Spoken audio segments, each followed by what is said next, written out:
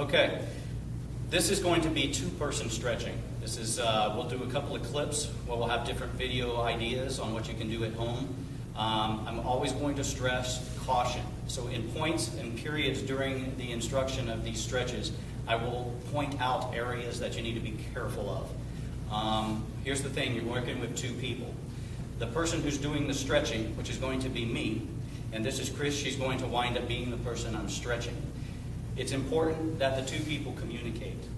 Okay, I'm going to be pressing on her while she relaxes, but she will need to talk to me and let me know when I've reached the point of maximum stretch. Because otherwise you could wind up causing injury to your opponent. So you just don't get down there and push on someone as hard as you can. You want to make sure you're being cautious and being respectful of two people. So make sure you're using your mouth to communicate. And the person like me who's doing the pressing, I have to listen. Okay, so very, very important when you're doing anything with a two-person drills or stretches. This first one is just a forward press stretch where you're going to take the person you're stretching, they're going to go as far as they can, and they're going to go down. Okay? Now, Chris is very flexible, so this is important. You want the person to stretch themselves as far as they can before you start adding pressure. What I'll do now is I get behind her, and I'm going to place my hands just below the center of her back. So you can kind of measure, get a visual eye of what's the center. I'm going to put two palms on either side of her spine. I do not want to add direct pressure onto the spine because it puts pressure and isolate it and it can push on a weak spot and cause damage.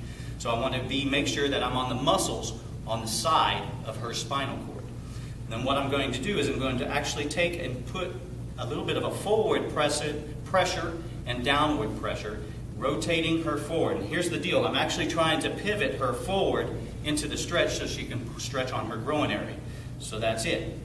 Okay? And then she just said, good. This is what I hold for 1,001, 2, 3, all the way up to a 10 count.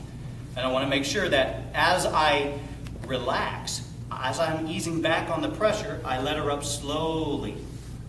I slowly do it. After the 10th count, I slowly relax, and then once I'm done, the pressure's off, she can sit up on her own.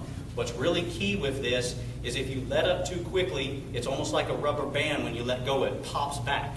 That can actually cause the muscle to ball up and reject the stretch. That's not what we want to do. So you ease up on the stretch lightly, and it allows the muscle to maintain the looseness.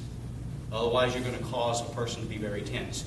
The other thing to remember about stretching is when you start to expand a muscle, there'll be very fine tears in the muscle. That's normal, but it causes soreness. So you will experience maybe a day or two, up to 72 hours, of a little bit of soreness in your body. That's okay, as long as it's in the muscles. If you wind up with any severe pain in the joints, like in the hip area, on a stretch like this, please let one of the instructors know or cease doing this at home. We do not want you to injure yourself. So a lot of times it's just a structural issue. We can fix it in class, and then you can carry it home with you. Okay, so that's the forward stretch. Now the other thing is a variation of this. It's the same drill, but the legs are put together in the front. We do the same thing. The toes are pointed forward.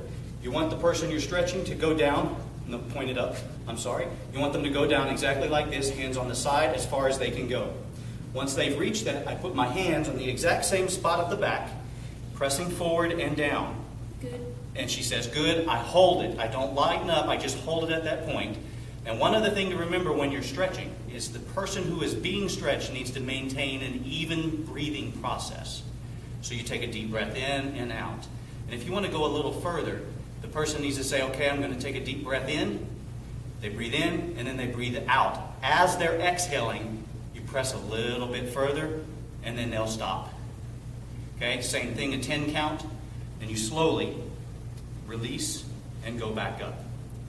Okay, so she's going to turn sideways real quick, and I just want to make sure you see the hand postures. Okay, she's going to go down all the way on her own. My hands are going to be right here. Okay, this is the center of her back, and it's almost like a plus. You can go down the center of the spine and across the body. I'm going to take my hand, and I'm placing it on either side of her spine, not directly on it. And then I press forward and down. Good. And she says good. Okay, same thing, 10 count. and you slowly let back up. Slowly. And then you tap them when you're ready to move. And that's it. That's your forward stretch.